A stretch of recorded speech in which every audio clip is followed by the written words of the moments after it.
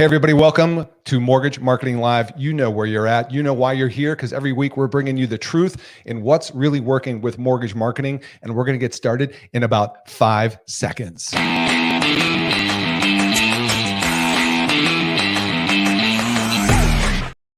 All right. Welcome. And if you're watching live, we want your comments. I want to know what your question is today for our special guest, who I'm going to bring on in just a moment, all about LinkedIn.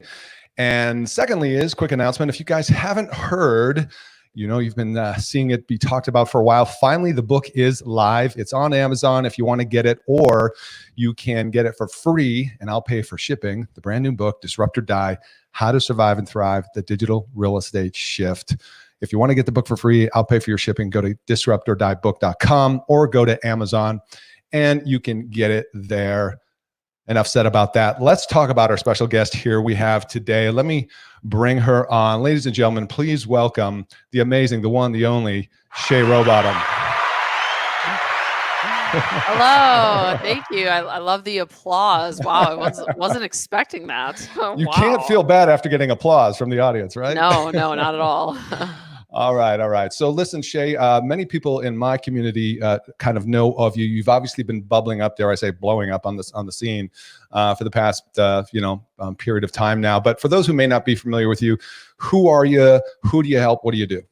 Yes, thank you, Jeff. Thanks for having me. This is great. So I am a digital marketing entrepreneur.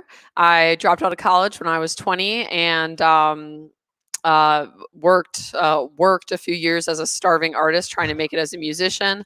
Realized I had no marketing acumen, no business acumen, and I was going nowhere just having this creative ability alone. I needed some balance in my life. So when I was 23, I decided to pivot. I decided to stop music and learn a little bit more about social media. I actually met a blog owner who was making really good money at the time. He was my age. His whole business was online. It was a lot of passive income. I was really intrigued by this guy. I was like humbled, like, let me work for you. And he needed video content for his Facebook page. And I had just recently learned how to edit videos because I had been making them for my own music career. I'd been getting into music videos a little bit. So I started working for his page, editing his video content. He had about 3 million followers on his Facebook page.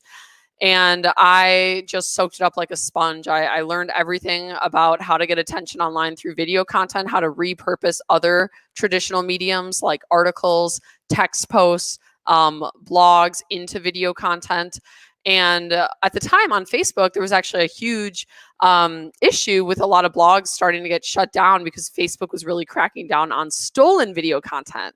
See, video had become really effective. It was like the new way to get attention. The algorithm was favoring it. So everyone needed video, but a lot of these big Facebook pages, they were doing it the illegal way and they were getting shut down. So suddenly there became this massive need in the market on Facebook. That's primarily where I focused for licensed, safe video content. So I just decided to fill that need. The business started by word of mouth. A lot of these big Facebook pages, they know each other and they share tips on how to grow and monetize. So they started finding out about me. They were like, we can get you these licensed videos. I had figured out a business model and a formula for licensing them non-exclusively, which I can get into later if you'd like, but it is essentially just a way to make it way cheaper that I undercut the rest of the market when it came to licensing video clips and getting these pages safe, relevant, high-performing content for their blog to feed their audience, gain new followers, and ultimately drive traffic to whatever offers they were promoting at the time. And I did it for years. It was an amazing experience. I ended up scaling it up. I got an investment after about a year of doing it alone. My partner and I, we had a few outsourced employees. We ended up getting a capital investment about a year in. And then we really scaled from like a 2-person operation in my bedroom with some outsourced employees to over 30 in-house employees in downtown Milwaukee, where I'm from at the time. And we were doing, big media buying campaigns, a lot of social media content for big companies like Petco, Yahoo, Verlo. I've worked with some of the biggest, most successful pages on Facebook. I mean, I cannot stress enough how unique that experience was and how much it humbled me, because they really don't teach this in college. They really don't teach video marketing as it pertains to the social media news feed yet in the mainstream. And the more and more I got into it, the more I realized how fortunate I was to be put in that unique position to get that unique expertise that not everyone has. And so I pivoted. I eventually got on LinkedIn to teach business owners how to apply these newsfeed video principles and the marketing formulas that I teach to their LinkedIn to attract new eyeballs to their LinkedIn, to their business, to gain inbound leads and ultimately increase revenue there. So that's my focus now. I help business owners create effective video content to attract their target market and close more deals on the LinkedIn platform.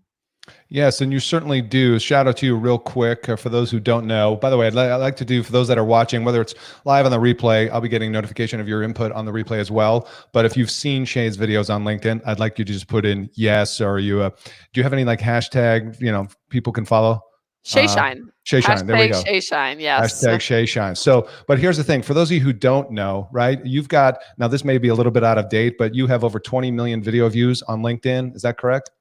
Oh yeah, many more now. I don't know. I'd have to go retally. We got to get a new graphic. Yeah, probably closer to 30 at this point. 30 million and over 200,000 plus followers.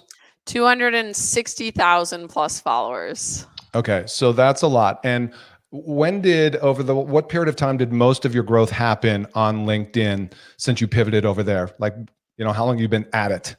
Yeah, so I officially started, I just passed my 2-year anniversary. It was May 7th of 2018 is when I posted my first video. In 1 year, I believe May 7th to date, I had about 60,000 followers that I'd gained in 1 year, and max connections. I think it took me like 9 or 10 months to get to the 30K max connections. And I was just amassing followers past that point. And in year 2, I've gained over 200,000 followers on LinkedIn. So growth escalates. I mean, it's that way on any social media platform. The first 100,000 is the hardest, and then momentum kind of carries you from there. But there's also like a lot of weirdness with the LinkedIn followers. I really don't focus on followers so much. I focus on other metrics like engagement, community building in the comments, and how many inbound leads I'm getting. And I actually just got off a call with LinkedIn this morning about this, because there is an issue with like a lot of bots and fake profiles. So in terms of my follower growth, I would say that the bigger I get, the more that I notice a lot of like weird, like foreign and just honestly, they just look like fake profiles following me. So yeah, 60,000 in year 1, year 2, 200,000, which is pretty typical. It does get easier to grow on a lot of platforms, but just be mindful that I do not really measure my success based on followers, and there's a good chunk of those followers that may not even be real. Yeah. So you kind of touched on then what you measure your success on is engagement. And obviously you've got a source of, revenue. You're making money on LinkedIn as well, but what are your metrics for success? Yes, absolutely. So my metrics for success, inbound leads, everything I teach is organic, and that's what's made me very, very attractive. A lot of marketers actually buy my program because I teach people how to do everything organically. So for me, the entire lead flow is dependent upon how much I post. A lot of companies, they run ads for their business, which is also an effective way to get a nice consistent lead stream. But for myself, if I want to double inbound leads, I simply double the amount of posts I make, and that's it. No ad money needed. No, I don't increase ad spend to increase lead flow. It's all organic. So it's a really genius business model. And I typically just measure success based on how much traffic I can get to my profile, which the more eyeballs, the more of my target market lands on my profile, the more they convert to leads. And that's also what I teach in my program, is all about how to optimize your LinkedIn profile. So when people land on your page, they're very likely to convert. But now, things are shifting a little for me. I've hired a lot in my business the past couple months, especially with COVID. We've really expanded. We've grown a lot. So I personally am working on developing a new company that is not about marketing at all. It's actually a healing and personal development business where I'm going to teach people how to empower themselves, get over their limiting beliefs, get past their limitations that is ultimately holding them back from their business goals and from making more money, how to set boundaries, how to deal with toxic family members, how to stop attracting partners and relationships that don't respect you. I've had a pretty intense life in just 27 short years. I've been through a lot of trauma, a lot of abuse, a lot of depression, mental health problems. So I kind of got the PhD in healing now. I've done a ton of work on myself. It did result in me 10xing my own business, but also just really starting to remember who I really am and what I want to do in this world. Marketing is amazing, and I'm so privileged to be able to bring these marketing resources to business owners who really need it to level up on social media and take that with them wherever they go online in the future.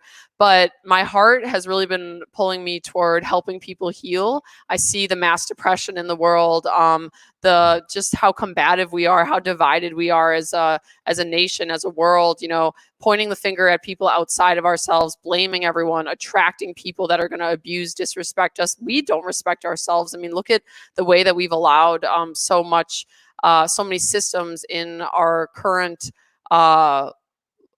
society to basically just favor the few and disempower the many. And I think people are really waking up to that. So I think with this entire coronavirus, it's really pushed me to develop that healing company even quicker, because I see now more than ever how the world needs healing, and we need to stick together, and we need to empower ourselves and remember how powerful we are. We do not need to be dependent on anyone system outside of ourselves, any relationship outside of ourselves, teaching people to go within. And so I measure success now based on how much I can impact people to love themselves and start to finally turn all of that energy inward and learn how to take care and parent themselves, because that's the way to have lasting impact in society and create real ripples of change in the world. Yeah, that's awesome. Congratulations. I think that we need more voices like that out there.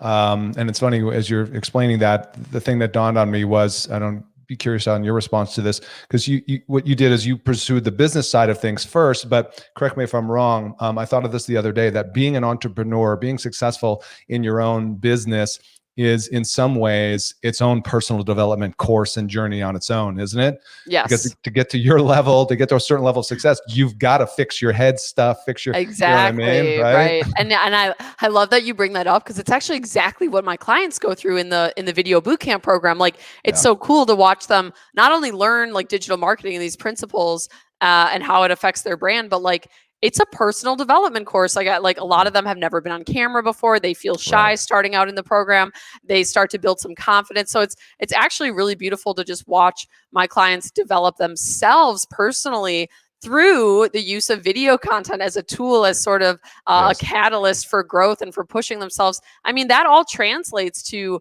more business, more abundance, being better at selling, honoring yourself more, feeling more worthy about yourself, more confident. So I love that you brought that up. That's totally what I see in the boot camp. Yeah, by the way, a couple shout outs from people. Victor, the creative, virtual shout Victor. out. He likes your stuff. And then somebody else says authenticity is everything, 100%. And as a matter of fact, to back that up, obviously I watch your videos. I'm a client of your boot camp and a big fan of it. And you're right. And one of the videos you posted recently was, look at when somebody has the reach and scale that you do, you're going to get some haters, you're going to get some trolls, people dealing with their own psychology. And the latest one you posted, I think it was in the last 24, 48 hours, was all about, money and the psychology around money, and like people pushing back on you because you're talking about money on LinkedIn. Okay. Yes. Like, how crazy is that? It's a business platform. Right. It is. Yeah. People don't like to feel uncomfortable is really what it is. A lot of people say like, oh, people are asleep. People are just sheep. I don't really believe that even. I believe people do see the truth. They just, as soon as they start to get uncomfortable, because the truth is ugly and the truth can be painful, the truth can be sad. That discomfort is like too much to bear. So they kind of go into reactive mode and start shaming you for basically just speaking truth. I think there's a quote, no one is hated more than he who speaks the truth, because the truth, especially in our modern world, sorry, but the truth is very painful. A lot of people don't want to face it. And I always relate that back to my childhood and not wanting to face for many, many years that my parents were abusive, because it was so painful. Like everyone wants the perfect white picket fence, beautiful family. It's not always the reality for us. For some of us, the best form of self-love and self-care is to cut out our family.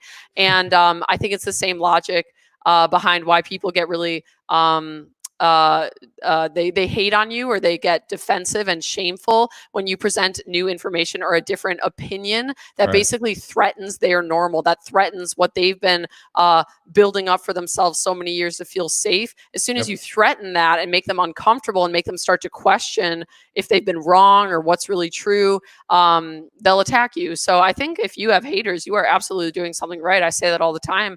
The truth hurts, and those who speak the truth are some of the bravest people out there, because it's not easy to deal with shame. Shame is a great way to control people. It's why children grow up hating themselves, because they're so shamed as children, a lot of times unconsciously by their parents. Their parents shame them in an effort to control them, in an effort to make them the kid that they want. It's a really ugly human emotion. It's the lowest of all vibrations. So even when someone really disagrees with me or posts an opinion that I just like vehemently disagree with, and I get kind of triggered, like, oh my God, how can they be so stupid? How can they not see things from my perspective? I really try to look inward and take it as an opportunity to practice acceptance and love for what is out there, instead of shaming them for having a different perspective. This is how we grow. This is how we learn. And when you can get past your own self-righteousness, you'll actually find that there's nothing more liberating than being wrong and changing your opinion on something when presented with new information that challenges your beliefs and, yes, makes you uncomfortable. I love that. And it's a nice segue into a topic that's relevant for most, as I'm sure you've experienced as well. When people consider putting themselves out there on social media, video particularly, it's a very kind of revealing medium in some ways. That is like the first phase of like being comfortable being on social, is dealing with your own psychology and being okay with what's the right word? Rejection, critiquing, being criticized. What I have written down from my notes is for us to, let's talk about a video content strategy. But would you agree, first and foremost, hey, you got to be willing to accept what comes at you as you put yourself out there? Yes, absolutely. I had another interviewer ask me the other day, what do you tell to people that are afraid of the haters, or are afraid people are going to say that they're wrong in their opinion? I actually said, like, it's inevitable that we'll be wrong sometimes, right? To just piggyback off of what I just said, like, you have to accept that sometimes you're not always going to be right. We have to let go of the shame we feel when we're wrong. So I would say that's the first aspect. Just accept that there's going to be haters. There's going to be people who disagree with you. That's life. You are not living life playing on the sidelines trying to be liked by everyone. You can be liked by everyone, but you're going to live a very small existence controlling that tight circle of people that all like you. You can only control a small group of people all liking you and having nothing bad to say about you. As soon as you want to branch out bigger, as soon as you want to 10x your life, your goals, you better be ready for you can't control it all. And you shouldn't. And then the other part of that is, a lot of people tend to have imposter syndrome about like their own expertise. Like I tell people all the time, like, you're an expert in your industry. Why do you think you don't have the authority to show up on video and teach people? And actually, I talk about this in my program. Like, I consider it selfish to fall victim to those insecurities and fears, because you're just withholding helping people. You're just withholding bringing value to people's lives that you have, that probably nobody else has. No two people have the same walk of life, which means you inevitably have value to share and stories to share that no one else has. So falling victim to your fear of, oh, people are going to hate on me, I'm not, what people are going to judge me for these videos. You're forgetting that the great majority of people who see your videos are going to benefit, and you falling victim to that insecurity is just keeping that value from the world. So be brave. It does get easier. The first video is the hardest. It's like riding a bike. It's like anything. Like, it really gets easier. And that goes back to what I was saying about seeing my clients really thrive as they go through this program. I love watching the progression of them getting more and more comfortable on camera and really honing their own voice and their own personal brand. Yeah, it's really cool to see that evolve as we're all in pods and seeing people post their different content and stuff. It's really cool. Yeah. Okay. So what can you tell those that are listening and watching? And as we had said earlier, like most of the people viewing for me and my audience are in real estate or mortgage. In terms of a video strategy, what are some things they need to consider in advance before they decide to get on LinkedIn specifically? Oh, yeah, great question. I would always look at the long term. I mean, like it's not uncommon for people to want to switch industries down the line, do something else. Mm, I feel like almost everyone in the world is going through this shift right now where we're realizing a lot of us are doing something that we're not totally aligned with and we're not passionate about. So mm, I always say to my clients, like, promote your niche and make content that flexes your specific skills in your industry that positions you as an authority.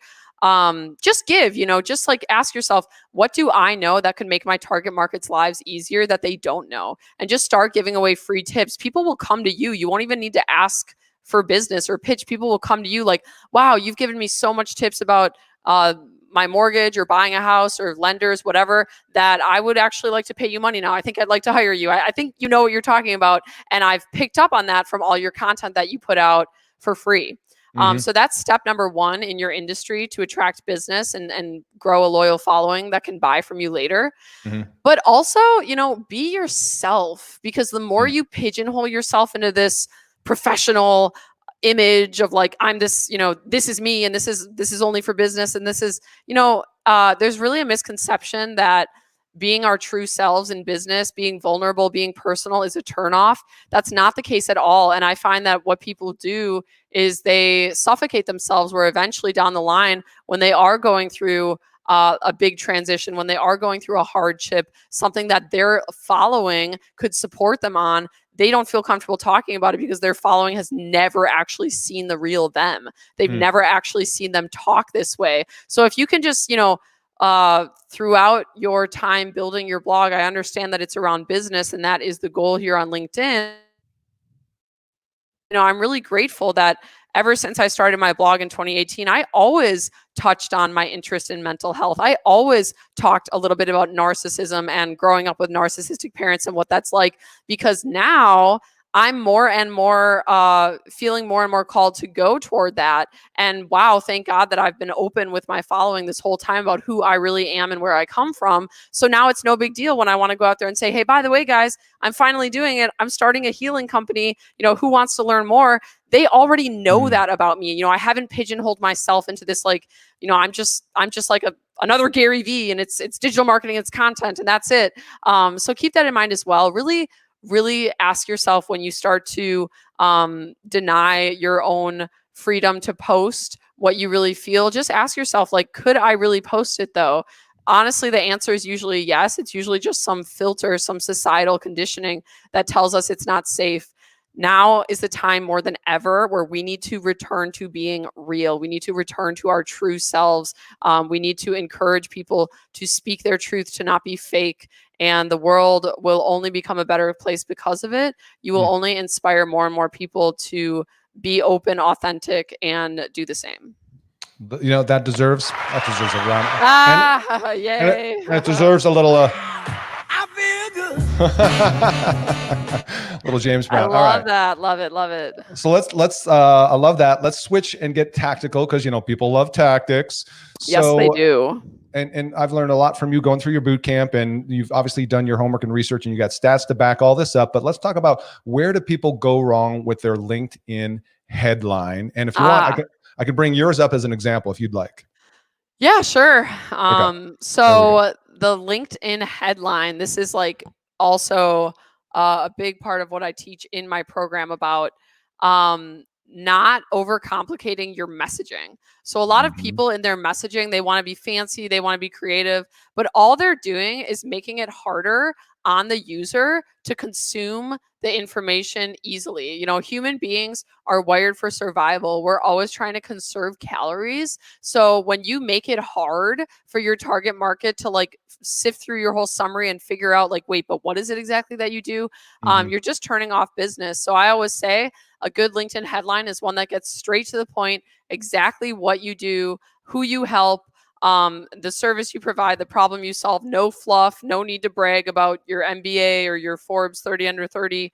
No one actually cares in reality about that stuff. I do not have a college degree. Never once has a client or prospect asked me, "Where's your degree, Shay?" They just care about the solution. Can you solve my problem? Yes. So Right. there's no point. There's no point in bragging about that stuff in your headline.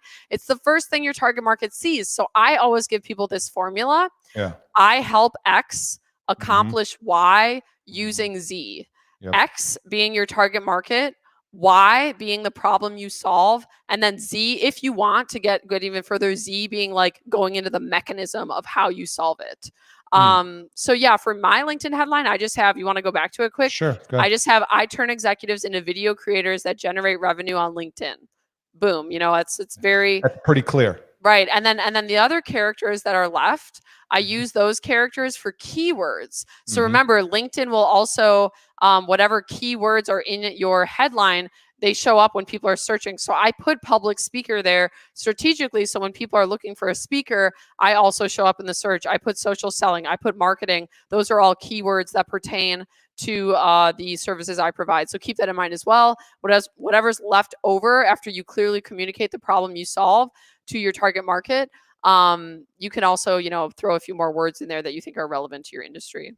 Okay, very good. So quick point about that, the keyword searches, if you want to comment about that, because people are typing in certain keywords looking for people that can help them with a particular problem, right? Yes, exactly. Right. So public speaker, real estate, mortgage, whatever, right? Technology, all that kind of stuff. Yes. Okay, cool. So that's how important then is this beautiful blue space up here where you see the Oh yeah.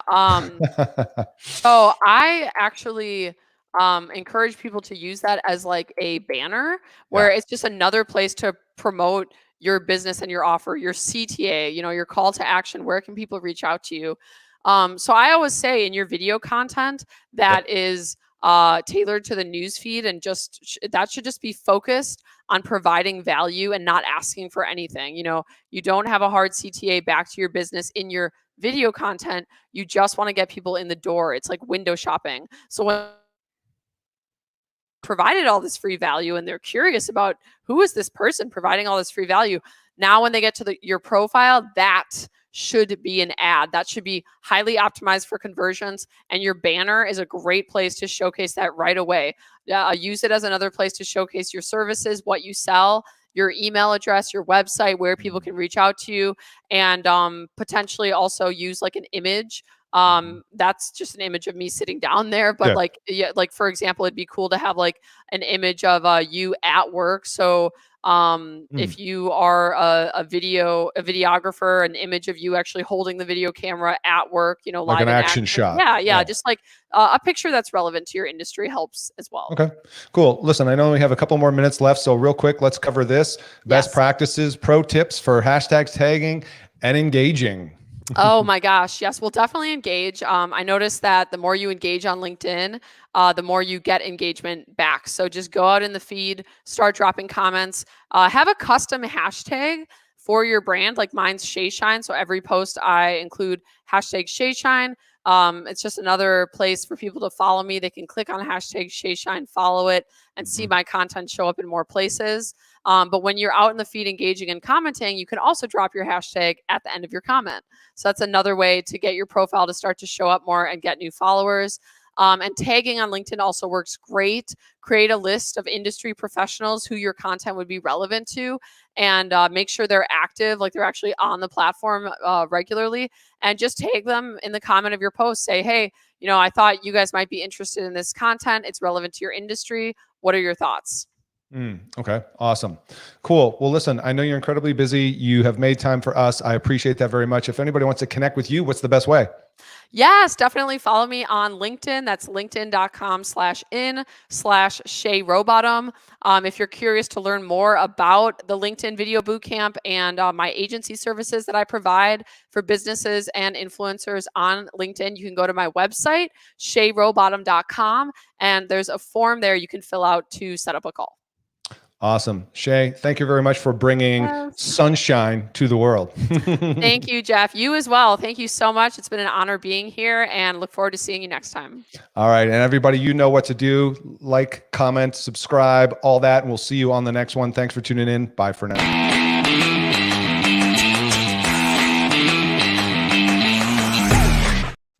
Amazing.